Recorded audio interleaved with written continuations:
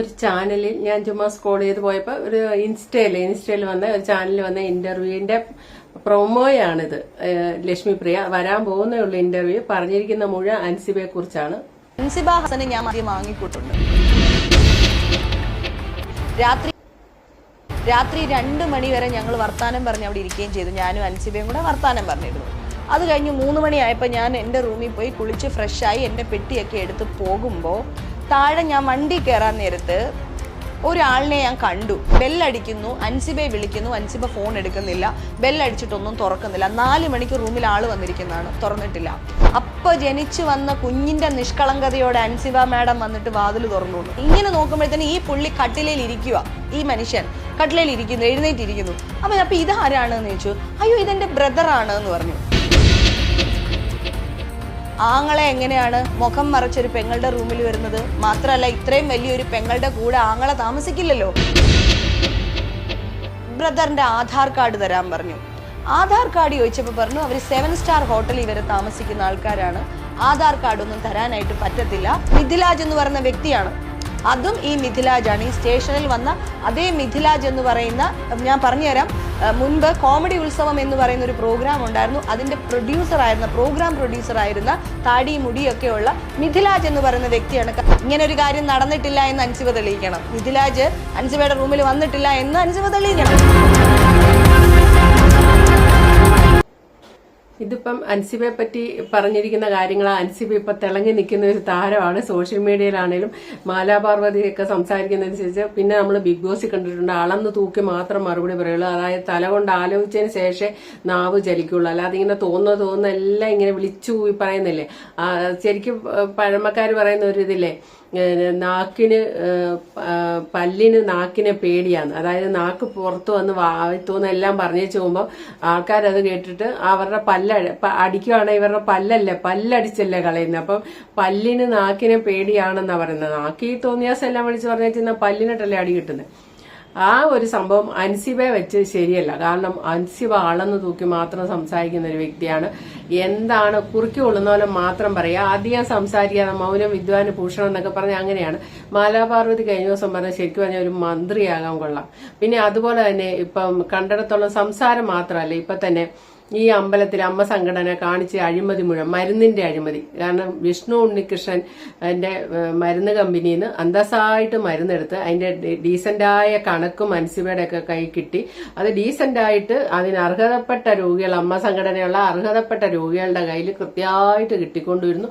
യാതൊരു കുഴപ്പമില്ലായിരിക്കുന്നു. വേറൊരു കൂട്ടർ അപ്പം തന്നെ കയറി വരുന്നു, അവരൊരു പരിഷ്കാരം വരുത്തുന്നു. പല മരുന്ന് കമ്പനിയിൽ നിന്ന് പല മരുന്ന് മേടിക്കുന്നു, ഒരു കണക്കുമില്ല, തോന്നുന്ന രീതിക്ക് അങ്ങനെയൊക്കെ പോയി. അപ്പൊ ആ കുട്ടി അതിനെ ചോദ്യം ചെയ്യുന്നുണ്ട്. രണ്ടാമത് ഈ വെണ്ണല മഹാദേവ ക്ഷേത്രത്തിൽ നിന്ന് നന്ദകുമാറിന്റെ കയ്യിൽ നിന്ന് 75 ലക്ഷം രൂപ ഈ അമ്മ സംഘടനയ്ക്കൊന്നും ഇല്ലാത്തവരാണ്, ഇവരെന്തിനത് മേടിക്കുന്ന ആവശ്യം എന്താണ്? അതിനെ ചോദ്യം ചെയ്താണ് ആ കുട്ടിക്കുള്ള ഏറ്റവും വലിയ പ്രശ്നമായി മാറിയത്.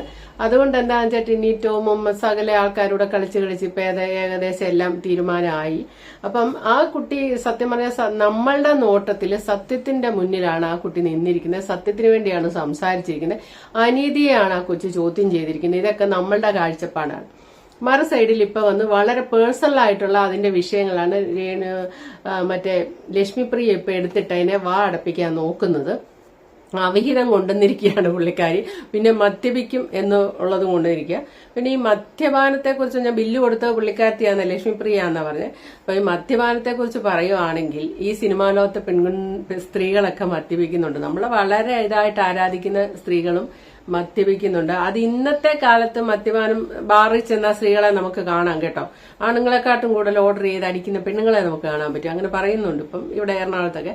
പക്ഷെ ഈ അതിപ്പം നമ്മുടെ സോഷ്യൽ മീഡിയ അല്ല, നമ്മുടെ ഈ സമൂഹത്തില് ഇപ്പോഴാണ് പെൺകുട്ടികള് 2K കിഡ്സ് ഒക്കെയാണ് ഈ കൂടുതലും. അയ്യോ, ഇനി അത് പറഞ്ഞൊന്നും വേണ്ട. അതായത് ഇപ്പോഴാണ് അങ്ങനെ വെള്ളടിക്കുന്നത്. പക്ഷെ ഈ വെള്ളടി സ്ത്രീകളുടെ ഇടയിൽ ഇല്ലാത്ത കാലത്ത് പോലും സിനിമാ ലോകത്തുണ്ടായിരുന്നു.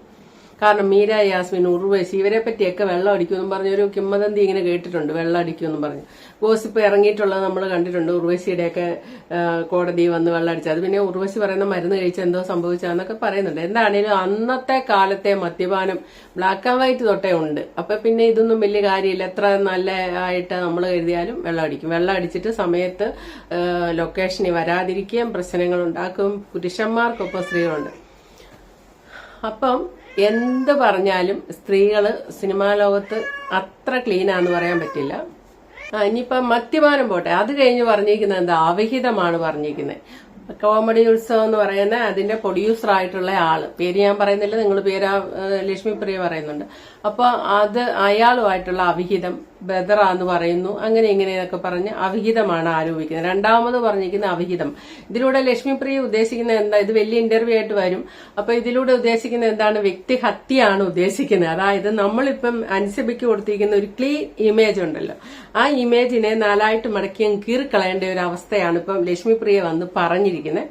സത്യാവസ്ഥകളൊന്നും നമുക്കറിയില്ല. ലക്ഷ്മിപ്രിയയുടെ കയ്യിൽ ഇതിനൊക്കെയുള്ള രേഖയുണ്ടോ, അല്ലെ ഇത് ശരിയാണോ, അതോ ചുമ്മാ ചെളി വാരി എറിഞ്ഞ ആ കുട്ടിയുടെ വ്യക്തിത്വം നശിപ്പിക്കുക, ആർക്കെങ്കിലും ഇഷ്ടമുണ്ടെങ്കിൽ ആ ഇഷ്ടമെല്ലാം നശിപ്പിക്കുക, അങ്ങനെയൊക്കെയാണോ കരുതിയിരിക്കുന്നത്, ഇതൊന്നും നമുക്കറിയത്തില്ല. നമ്മൾ ഈ ഒരു സൈഡേ കേട്ടിട്ടുള്ളൂ, മറു സൈഡൊന്നും കേട്ടിട്ടില്ല, അതുകൊണ്ട് നമുക്കറിയില്ല. പക്ഷേ എങ്കിൽ ഇത് കണ്ടപ്പം എനിക്ക് തോന്നിയ ഒരു കാര്യം പറയാൻ ഈ വീഡിയോയിൽ, ഈ ലക്ഷ്മിപ്രിയ എന്ന് പറയുന്ന വ്യക്തിക്ക് ശരിക്കും ഞങ്ങളൊക്കെ മനസ്സിലാക്കിയിട്ടുള്ള കാര്യമാണ്, യൂട്യൂബേഴ്സ് മനസ്സിലാക്കിയിട്ടുള്ള കാര്യമാണ്. പാമ്പിന്റെ പകയാ പുള്ളിക്കാരത്തി കേട്ടോ. പുള്ളിക്കാരത്തിയെ പറ്റി റിയാക്ഷൻ വീഡിയോ ഇട്ടാലും ഇട്ടവരെ എല്ലാവരുടെയും പേരൊക്കെ പുള്ളിക്കാരത്തിക്ക് അറിയാം.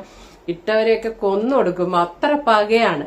ഇതിന്ന് ഞാൻ മനസ്സിലാക്കിയ ലക്ഷ്മിപ്രിയയുടെ ചെറുപ്പകാലത്ത് ഏറ്റിരിക്കുന്ന മാനസികമായ പ്രശ്നങ്ങളിൽ നിന്നായിരിക്കാം എല്ലാവരോടും ഈ അഗ്രസീവായിട്ട് പെരുമാറുകയും എല്ലാവരോടും പ്രതികാര ചിന്താഗതിയൊക്കെ. ഇപ്പൊ തന്നെ ഉഷാ ഹസീനയായിട്ട് നല്ല യുദ്ധം നടക്കുന്നുണ്ട്. പിന്നെ അതുപോലെ തന്നെ അമ്മ സംഘടനയിൽ നിന്ന് രാജിവെച്ചിട്ട് അപ്പൊ തന്നെ പോയിട്ട് ഒരു പോസ്റ്റ് ഇട്ടില്ലേ, ഞാൻ ചത്താലും ഒറ്റ എണ്ണം പോലും കയറിയേക്കരുത്. ആരാണ്, കാലടി ഓമന ഉഷ, പിന്നെ ആരുടെ ഒരാളുടെ, അവരൊക്കെ ഒരു കാരണവശാലും കയറിയേക്കരുത് എന്നൊക്കെ പറഞ്ഞു. അപ്പൊ അവര് തിരിച്ചു പറഞ്ഞു, ആര് കയറുന്നു, നിന്റെ സ്വന്തം അമ്മയും പോലും ഇഷ്ടമില്ല, വർഗീയം പറഞ്ഞു നടക്കുന്നത്, നീ മരിച്ച ആര് കയറുന്നു പറഞ്ഞ് ഉഷയൊക്കെ തിരിച്ചും കൊടുത്തു. ശരിക്കും ഇതെല്ലാം ഇങ്ങനെ വളരെ ഇതായി. ഇപ്പൊ ലക്ഷ്മിപ്രിയ വന്നിട്ട് നല്ല അന്തസ്സായിട്ട് പറഞ്ഞ ഏറ്റവും കൂടിയ ലെവലിൽ ഒരു ഇന്റർവ്യൂ കണ്ടാ വരാൻ പോകുന്നത്. അൻസിബയെ അത്രമേൽ വ്യക്തിഹത്യ ചെയ്തുകൊണ്ട് ഒരു കല്യാണം കഴിക്കാത്ത പെങ്കൊച്ചാണ്. ആ ഒരു കൺസെഷൻ ഒന്നും അല്ല, ആ ഒരു വിട്ടുവീഴ്ചയൊന്നും ലക്ഷ്മിപ്രിയ അൻസിബയ്ക്കിട്ട് കൊടുത്തിട്ടില്ല. ആഞ്ഞടിക്കുകയാണ് ചെയ്യുന്നത്. കാരണം ആദ്യം എന്തോ ഒരു മെസ്സേജോ ഫോട്ടോയോ ഒക്കെ ഫോട്ടോ അയച്ചില്ല, മെസ്സേജ് അയച്ചതിന്റെ പേരിൽ എങ്ങാണ്ട് കേസ് കൊടുത്തു. അവിടുന്ന് പോയി ഇപ്പൊ ഈ പരുവത്തിൽ നിൽക്കുകയാണ്. ഇവിടുന്ന് ഇപ്പൊ ആ കുട്ടിയുടെ ജീവിതം തകർക്കുന്ന മാതിരി അവിഹിതമാണ് പറഞ്ഞു വരുത്തിയിരിക്കുന്നത്.